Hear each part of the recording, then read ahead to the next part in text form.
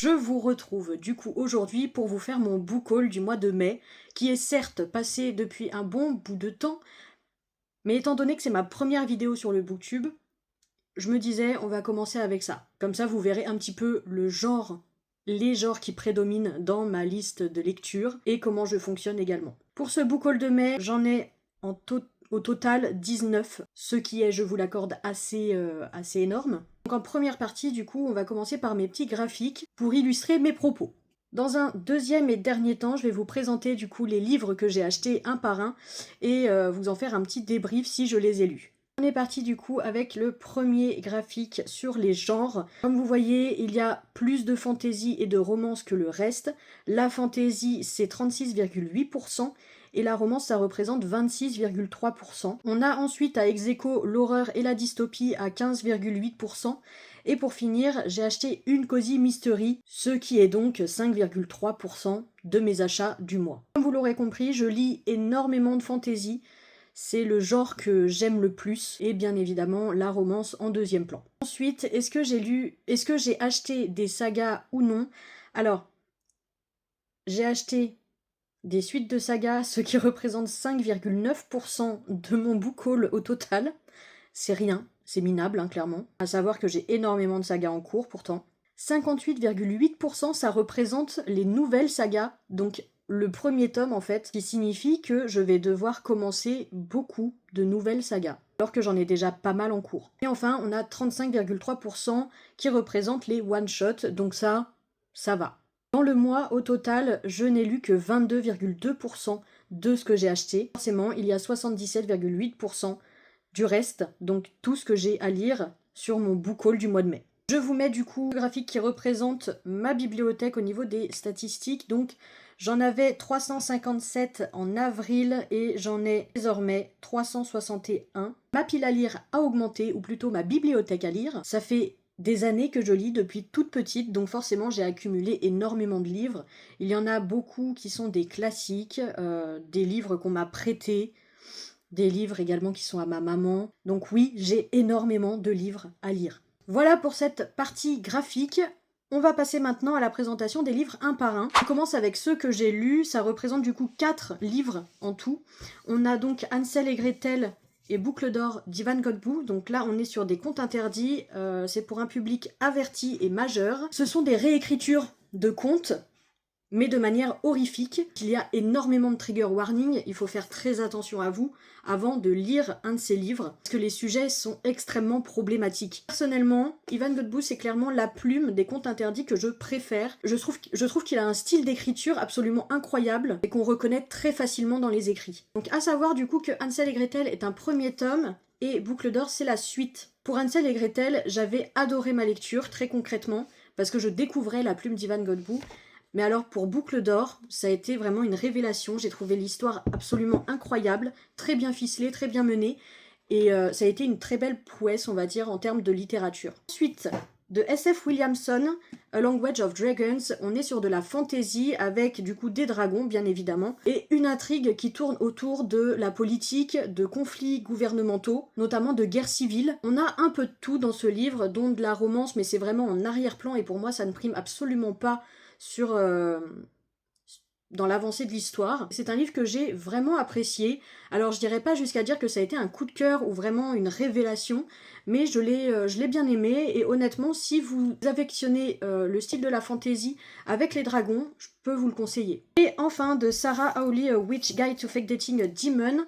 Donc celui-ci, j'ai concrètement craqué pour la couverture que je trouvais très mignonne, en sachant que c'est de la cozy fantasy. Je ne connaissais pas particulièrement ce genre, enfin ce sous-genre du moins de la fantasy, mais je dois avouer que j'ai beaucoup aimé, j'ai passé un bon moment. Je trouve que c'est une lecture qu'on lit entre deux livres très conséquents et forts en information. C'est un livre qu'on peut un peu qualifier de doudou si vous voulez. J'ai beaucoup aimé ce côté où la protagoniste manque de confiance en elle, et on a toute cette sphère un petit peu familiale qui vient la décourager constamment. À savoir que bien sûr, le point central quand même de l'histoire, c'est le fait qu'on a une romance entre une sorcière et un démon, et bien évidemment la prophétie Comme quoi Marielle serait l'une des plus puissantes sorcières de son temps. Donc très bonne cozy fantasy que je vous recommande également.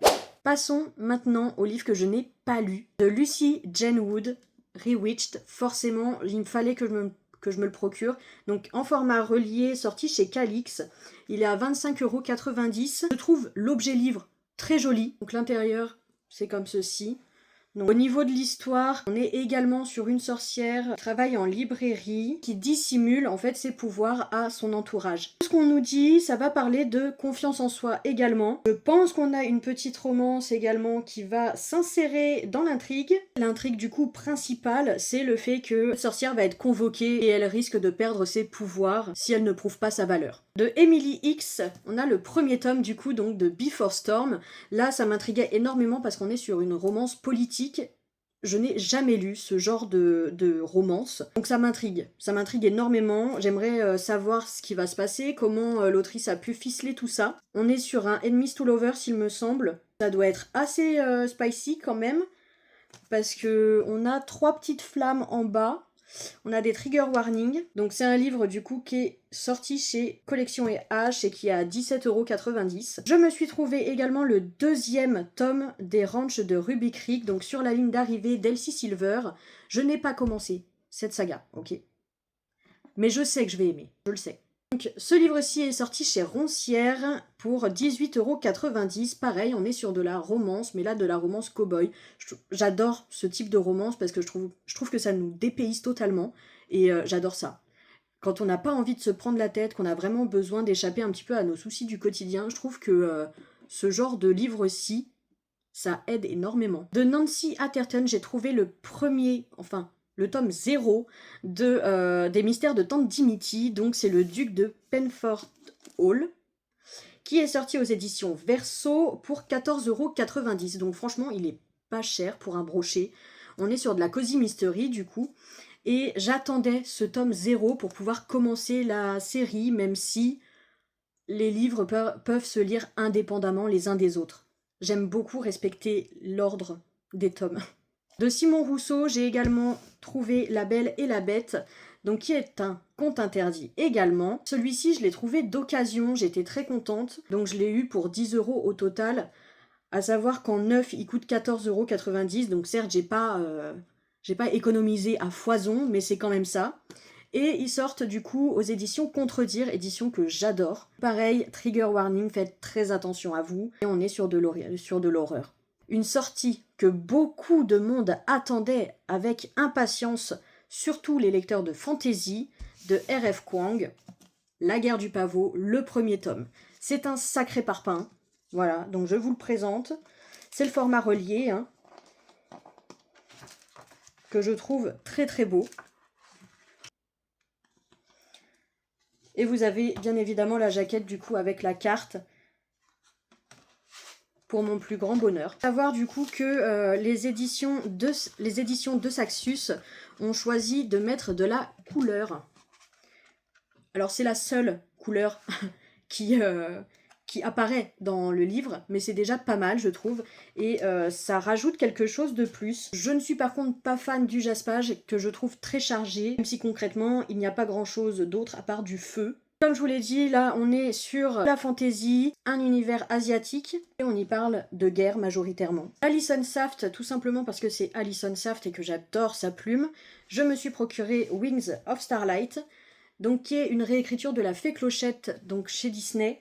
Je ne suis pas particulièrement fan de La Fée Clochette ou de Disney, mais c'est Alison Saft. Donc concrètement, j'ai craqué pour cette raison.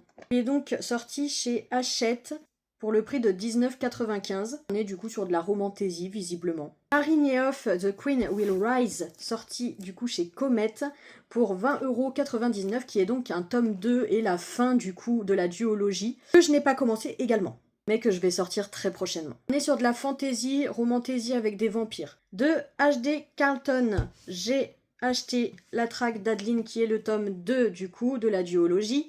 J'ai lu le tome 1 il y a très longtemps, c'était à sa sortie, et écoutez, j'avais pas forcément adoré ce livre, mais quand j'ai vu le tome 2 en librairie, je me suis dit j'aimerais bien connaître la fin quand même à cette histoire. Donc écoutez, je vous en dirai des nouvelles.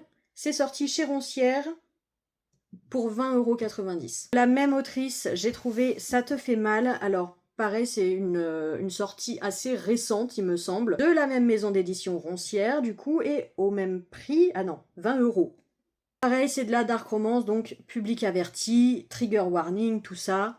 Voilà, pour la traque d'Adeline également. Je vous ai dit que j'adorais les éditions Contredire, et forcément dans les éditions Contredire, on a également de la dark romance. Et j'ai trouvé de Sloan M. Gestar, Vulgata Dominum, qui est un harem inversé, dark romance. Forcément, il fallait que je me le procure, ça se passe à l'université. Alors attention, pas en dessous de 18 ans, gros trigger warning également, et il était au prix de 22 €. De Jasmine Mass, sorti chez Verso, on a Blood of Hercule, qui est du coup le premier tome. On est sur de la fantasy, harem inversé, avec, il me semble, un univers centré sur la mythologie grecque. C'est qualifié comme étant une dark fantasy, donc à voir. Il est à 22,90 €. Pour finir, j'ai trouvé d'occasion une trilogie que j'avais très hâte de lire, parce qu'on m'en a beaucoup parlé, qui n'est autre que La Faucheuse, du coup, de Neil Shusterman. Voilà, donc j'ai les 3. J'ai trouvé pour 15 € en tout sur Vinted, donc franchement, j'ai sauté sur l'occasion. C'est de la dystopie, j'adore ce genre littéraire également, mais je ne pourrais pas vous dire de quoi ça traite exactement, parce que je ne veux absolument pas me spoiler. Je veux avoir la surprise de A à Z, donc ça fait un bon moment que je fais taire mon entourage qui l'a lu, et je me force à ne pas lire les 4e de couverture. C'est tout pour ma première vidéo, j'espère que ça vous aura plu. N'hésitez pas à vous abonner, à laisser un commentaire, à aimer la vidéo. Ça m'apporte du soutien, tout simplement. Également, vous pouvez me retrouver sur TikTok. Je vous mets le lien dans la description de la vidéo. En attendant, je vous fais plein de bisous et à tout bientôt.